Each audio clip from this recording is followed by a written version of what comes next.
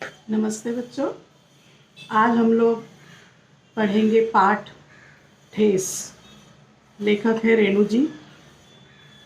रेणु जी ने इस पाठ में एक ग्रामीण कलाकार के बारे में बताया है। वास्तव में यह एक ग्रामीण क्षेत्र के एक ऐसे कलाकार की कहानी है जो बहुत ही माहिर है गांव के कारीगरी में। आप लोग गांव गए होंगे, देखे होंगे गांव में जिसमें दाना लाई आदि खाते हैं, वो एक प्रकार की टोकरी। उसके बाद बड़े बड़े जो घास आदि रखे जाते हैं और इसमें अनाज आदि रखे जाते हैं। फिर चटाइयाँ आदि, फिर पर्दे जिसे चिक कहते हैं, वो बांस की तीलियों से बनते हैं, घास की जो है उस बनते हैं।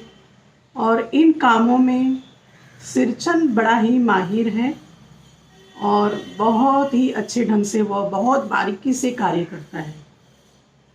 गांव के लोग इतने महान कलाकार का भी कोई कदर नहीं करते हैं, केवल उसे बुलाते हैं, खाना खिला देते हैं और कोई धोती होती, क्योंकि ग्रामीण क्षेत्र का इंसान है, वह धोती पहनता है और फिर उसे वो देकर विदा कर देते हैं।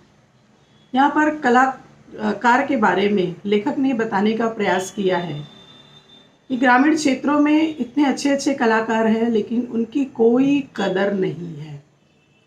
सिरचन के माध्यम से वास्तव में सिरचन कलाकार जो है वो पूरे ग्रामीण क्षेत्र के उन कलाकारों का प्रतिनिधित्व करता है, जो कलाकार जिनका कोई आदर नहीं है, कोई सम्मान नहीं है। एक मजदूरी के रूप में भी उन्हें कुछ भी नहीं मिलता। यहाँ पे लेखक ने अपने घर में उनकी बहन की विदाई है। उस समारोह में उनकी बहन के ससुराल वालों ने जो है मांगा है सिरचन की बनी हुई वस्तुएं। सिरचन के ही हाथ से जो वस्तुएं उसके ससुराल में जो है मांगी गई है और कलाकार के रूप में लेखक ने उन्हें बहुत आदर देते हुए उन्हें अपनी हवेली में आमंत्रित किया है। और लेखक की माँ, उनकी बहन और स्वयं लेखक सिरचन को बहुत आदर सम्मान देते हैं। लेकिन लेखक का अपना एक संयुक्त परिवार है और उस संयुक्त परिवार में अनगिनत लोग हैं। लेखक की भाभियाँ हैं, चाची है, बहुत लोग हैं। और ऐसे माहौल में सिरचन जब कार्य करता है, क्योंकि सिरचन का यहाँ पे थोड़ा व्यक्तित्व तो बताया गया है कि सिरचन जो है वह कभी किसी का बात बर्दाश्त नहीं करता। वह उसी द्वार पर जाता है जहाँ उसे सम्मान मिलता है। यहाँ पे सिरचन के कुछ बारे में बताया गया है कि किस प्रकार जहाँ पर उसे खाने में, क्योंकि खाने का बड़ा शौकीन है सिरचन।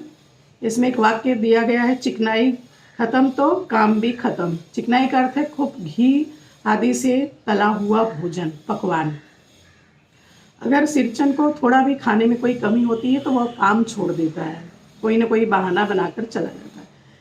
यहाँ पर वो काम कर रहा है लेखक के घर में और लेखक की जो है उसे नाश्ते के रूप में एक चूरा और थोड़ा सा गुड़, भेली का एक टुकड़ा डाल दिया जाता है। और लेखक की भाभी जो है उसे बहुत अनादर रूप से वो जो है नाश्ता उसको देती है।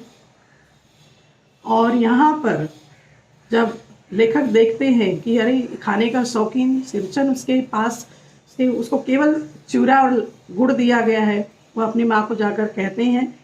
माँ आकर डांटती है और भाभी जो है लेखक की, वह जो लड्डू की बूंदियाँ है ऐसे फेंक कर जाती है।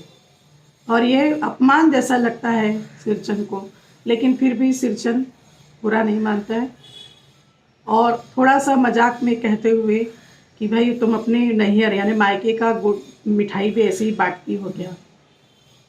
इस प्रकार जो है सिरचन बहुओं से थोड़ा बहुत बोलता है। बाद में उसे लेखक की माँ द्वारा डांट भी पड़ती है। और जिसकी विदाई, जो लेखक की बहन है जिसकी विदाई होने वाली है, वह आती है और अनुरोध करती है एक पान देते हुए, क्योंकि वह सिरचन को बहुत आदर देती है। और एक पान देते हुए अनुरोध करती है कि यहाँ पर अनेक लोग हैं, अलग अलग मुंह है, अलग अलग बातें हैं, आप किसी पर ध्यान न देकर केवल कार्य करें। और वह चली जाती है और खाते हैं।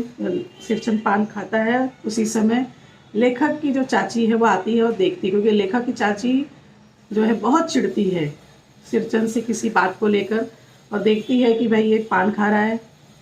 तो और सिरचंद भी मजाक में कि अपना गमकौआ जर्दा, तंबाकू होता है पान में डालकर लोग खाते हैं गांव में, तो गमकौआ जर्दा जो है वो मुझे दे दो। और उसी के बीच में चाची जो है ऐसी बात बोलती है जिससे कि सिरचंद के मन को ठेस, कहानी का शीर्षक ही है ठेस, सिरचंद के मन को ठेस लगती है और उसके मुंह में आग लगे करके इस प्रकार का जो है एक शब्द वो कहती है, और सिरचंद को बहुत ही ठेस पहुंचती है उस बात से।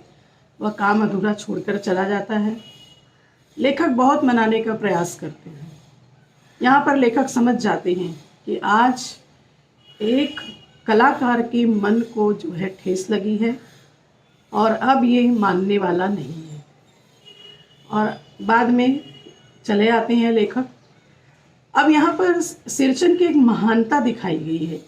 ठेस तो लगी है, वो वापस लौटकर उस हवेली में नहीं जाता है, लेकिन वह अपने गांव का अपमान ना हो, क्योंकि मानू दीदी के ससुराल में जो है मांगी गई है वस्तुएं, अगर वो बिना वस्तुओं की जाएगी तो उस गांव का अपमान होगा। क्योंकि उस ज़माने में जब लेखक ने ये लिखा था, उस ज़माने में गांव की बेटी यानी अपनी बेटी, गांव की बेटी की इज्जत यानी अपनी इज्जत होती थी। और सिरचंद सारी वस्तुएं बनाता है, और जब लेखक अपनी बहन को छोड़ने जा रहे होते हैं वहाँ पहुँचते हैं, और रेलवे प्लेटफॉर्म पर ट्रेन जब लगी होती है वहाँ ट्रेन के चलते चलते वो वस्तुएं दे देता है। यहाँ पर एक कलाकार की महानता का वर्णन जो है लेखक ने किया है। इस प्रकार एक कलाकार के ठेस लगने के बाद भी वह गांव की बेटी की जो है अब उसके ससुराल में अनादर नहीं होने देता है, सारी वस्तुएं बनाकर भेजता है।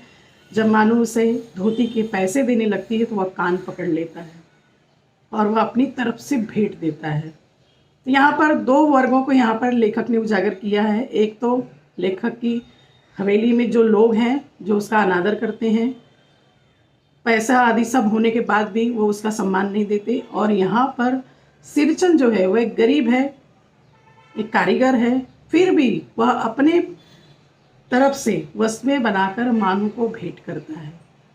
यानी दोनों ही रूपों में एक महान कलाकार की गाथा जो है इस कहानी के माध्यम से लेखक ने हमारे सामने रखी है कि किस प्रकार किसी कलाकार को कैसे ठेस लगती है। तो आओ बच्चों, आज हम ये पाठ पढ़ेंगे, ठेस कहानी।